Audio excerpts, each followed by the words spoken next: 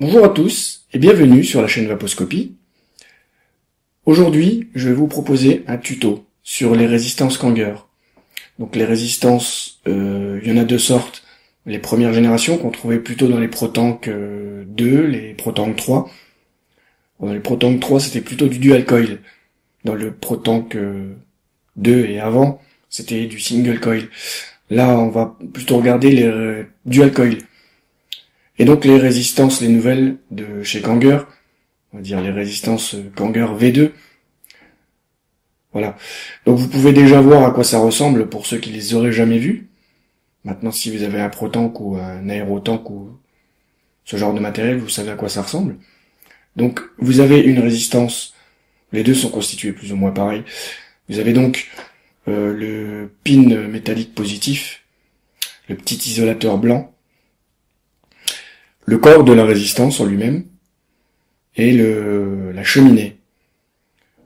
Donc sur la nouvelle résistance, c'est la même chose, toujours le pin positif métallique, l'isolateur, le corps de la résistance qui est un petit peu différent, avec ses deux petits trous. À noter qu'il en existe des modèles différents, où il y a juste un trou un peu plus large, et donc la cheminée et son petit joint. Voilà. On va regarder dans un premier temps le montage en dual coil d'une résistance, on va dire la première génération. En dual coil, c'est ce qui est dans les Protank 3. Donc dual coil, et on va les refaire en coton, histoire de voir le montage. Et ensuite on verra la résistance V2 avec des mèches en silica. Donc également en dual coil. Donc on va regarder ça tout de suite.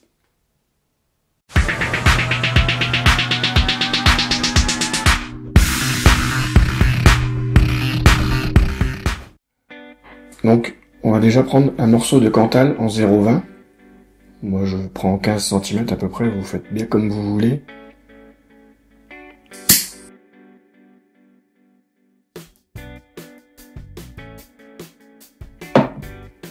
Je prends mon axe de 1,5 mm et je vais faire 8 spires.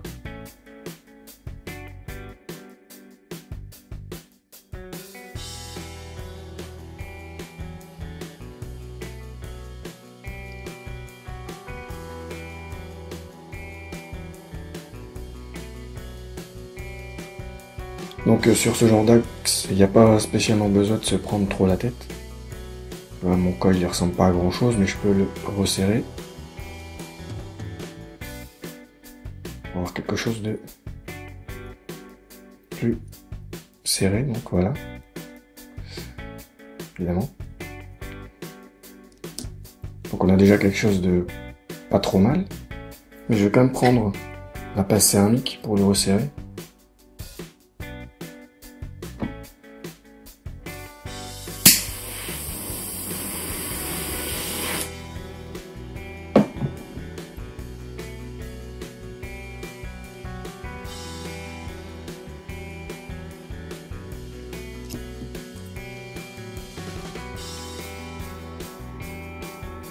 Donc voilà. Ensuite, une mèche coton. Vous pouvez prendre le coton que vous voulez, moi j'utilise du coton cardé. Certains utilisent du Fiber Freak. Du coton japonais, enfin il existe beaucoup de sortes de coton. Voilà. Le premier coil est fait. Donc je vais faire le deuxième, et puis je vais vous montrer comment faire le montage dans la résistance. Donc nous voici avec nos deux coils. Ce que je vais faire, c'est que je vais prendre celui-ci, que je vais placer sur le deuxième, et je viens insérer un petit bout, une petite mèche de coton entre les deux. Maintenant je les pousse bien l'un contre l'autre. Voilà. Et ensuite, je viens les deux plus grandes pattes les torsader.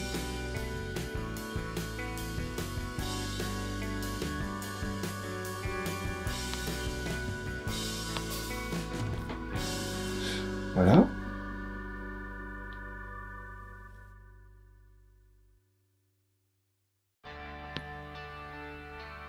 Donc je vais maintenant insérer le dual coil dans le corps de la résistance.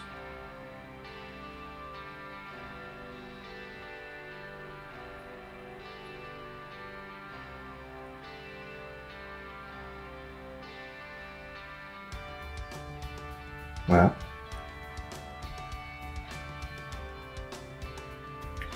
Maintenant directement, je viens prendre l'isolateur. Je le mets autour des deux pattes. Je rentre dans le corps de la résistance.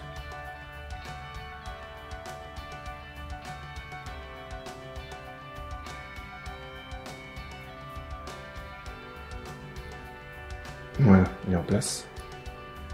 Je vais bien tirer sur les...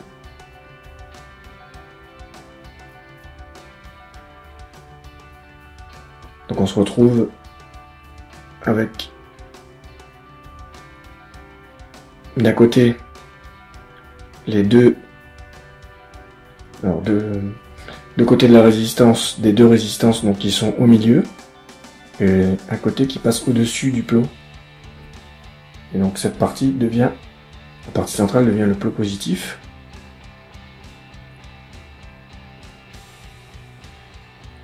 Et donc évidemment cette partie-là deviendra le plot négatif. Donc je vais venir couper de suite.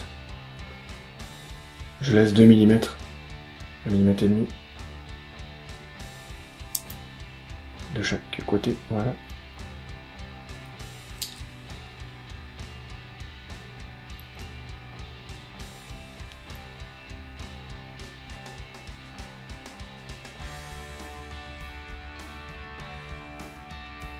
Et maintenant on peut revenir replacer la cheminée dessus, tout simplement, et rabattre le joint.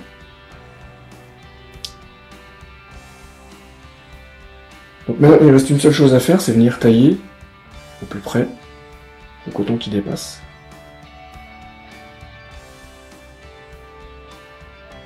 Le mieux c'est d'avoir un bon ciseau qui coupe bien, mais là je n'ai pas. Alors pour les résistances Kanger V2 nouvelle génération, on va prendre 4-5 cm de silica en 2 mm. Pour ceux qui l'ont jamais fait, on prend une petite aiguille qu'on place au milieu. Alors ça n'a aucun autre but que celui de rigidifier le silica pour faciliter la mise en place du coil, non pas du coil, du coil. Beaucoup plus facile à travailler quand le silica est bien droit. Donc toujours 15-20 cm de Cantal en 0,20. Là je viens faire mes 8 spires. 1, 2, 3, 4, 5, 6, 7 et 8. Maintenant, je peux enlever les 8. Donc voilà, les 8 spires.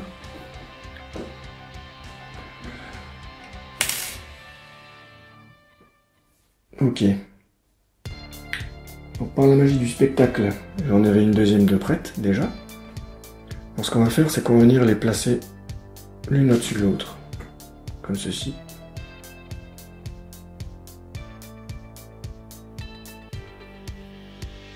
En essayant de garder un espace cette fois-ci. On pourrait rajouter une mèche de silica entre. C'est ce qui est conseillé. Mais à l'usage, je l'ai déjà essayé et la mèche ne reste pas. Donc on va essayer de les garder comme ça, tout simplement. De pas trop de laisser un petit espace. Et donc on va tortiller.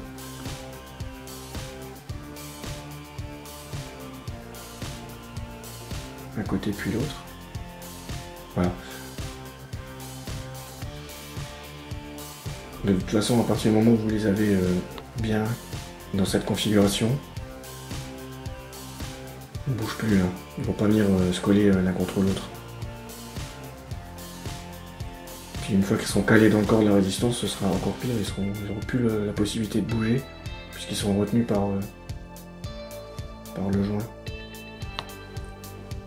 Juste par habitude, moi je mets toujours un côté plus court que l'autre pour savoir lequel est le plus, lequel est le moins, mais même si ça ne change rien, la distance n'est pas polarisée. Donc voilà ce que j'ai pour l'instant. Je vais prendre le corps de la résistance qui se trouve là. Et je vais donc tout de suite venir couper le surplus là, de côté de mèche. Je vais laisser 1,5 mm, 2 mm.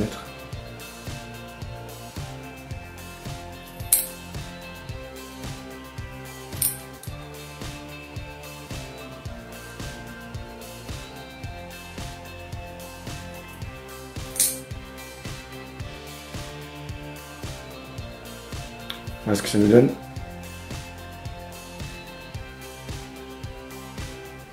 Et donc ça, il faut venir le placer dans le corps de la résistance. De la même façon qu'on l'a fait avant. Sauf qu'on va essayer de faire en sorte de tomber en face des trous au niveau. Il faut que ici, cette partie-là arrive en face des trous. Voilà.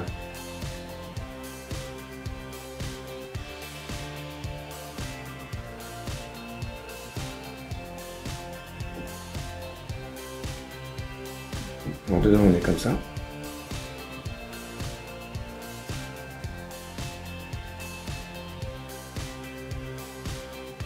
Le joint d'isolation, je le mets dedans, l'isolateur en fait. Une fois qu'il est dedans, celui-ci,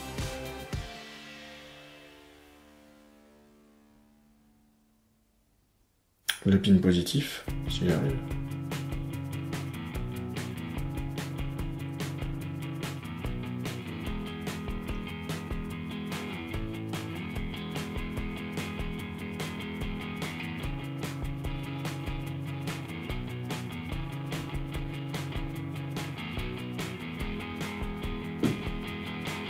Donc on est toujours... Là ça bougera plus de toute façon. On a toujours le silica qui est en face des trous. Pas de soucis, ça bougera plus. Et donc je descends. Donc toujours la partie qui est au-dessus du joint vers le haut, la partie qui est en dessous vers le bas. Et on vient couper.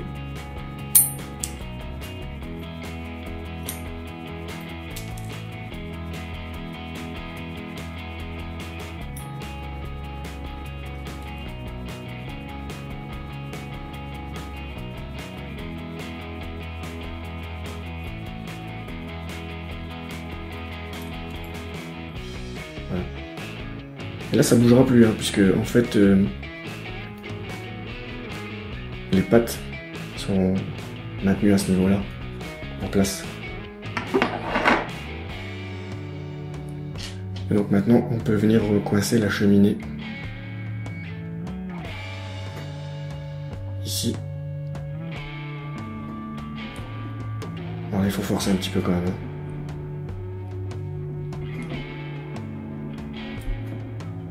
Et voilà.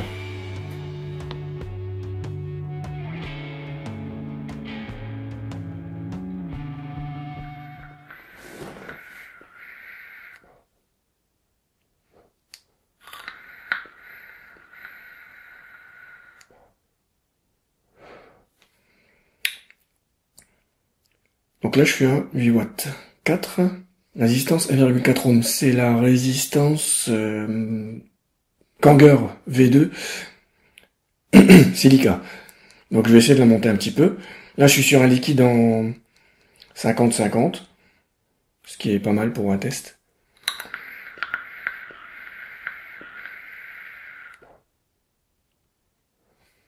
À 10 watts.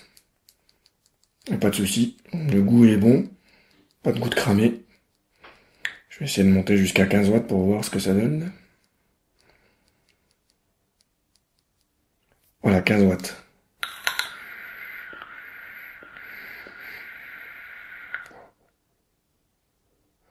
Alors ça va un petit peu mieux.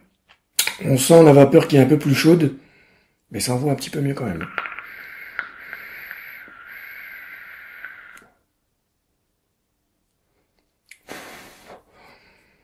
Alors, je veux pas trop monter non plus parce que c'est pas fait pour. Je vais essayer jusqu'à 20 watts. Donc là, je suis à 20 watts. Pardon. 20 watts et 1,4 ohms.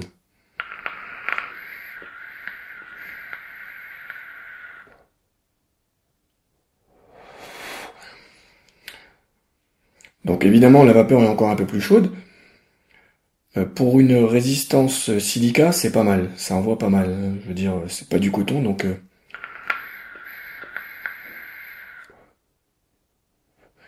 Le goût est pas mal non plus. C'est un peu plus chaud, mais le goût est pas mal. Au niveau restitution de vapeur, c'est correct.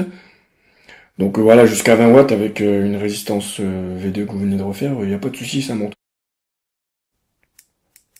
Ouais. Moi, je suis à 1,6 ohm. Et je vais descendre à 10 watts.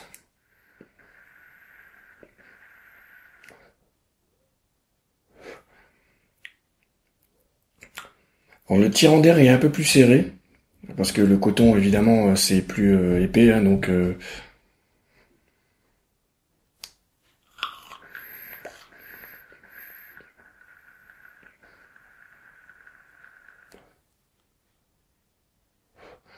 le goût est meilleur.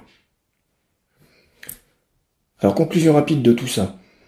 Déjà, les deux montages fonctionnent dans les deux types de résistance, que ce soit la V1 ou la V2, vous pouvez mettre du coton ou du silica. Le montage en silica est plus fastidieux, mais il reste un peu plus aérien, parce que le coton, en fait, il va s'expanser un petit peu dans la résistance, et du coup, il y aura moins de passage d'air. Mais ça fonctionne tous les deux. Au niveau du coton, et le goût est un peu meilleur que dans le silica. Par contre, avantage du silica, même si vous montez un peu trop fort en watts, et que vous avez un goût de cramé, voilà, vous redescendez et c'est reparti. Dans le coton, c'est cramé, vous pouvez refaire une résistance. Voilà. Donc, vous pouvez, et j'aimerais bien d'ailleurs, me donner vos avis sur ce tutoriel et éventuellement poser vos questions, soit directement là en dessous, là, soit à l'adresse, à mon adresse Vaposcopie, donc Vaposcopie en un mot, @gmail.com. Vous pouvez me poser vos questions, me dire ce que vous en avez pensé surtout. Si vous l'avez essayé, est-ce que ça fonctionne? Est-ce que ça fonctionne pas? Quels sont les points sur lesquels il y a un problème? Pour éventuellement revenir un jour dessus. Et éventuellement me proposer d'autres tutos ou d'autres vidéos qui vous intéresseraient. Enfin, sur ce, je vous laisse.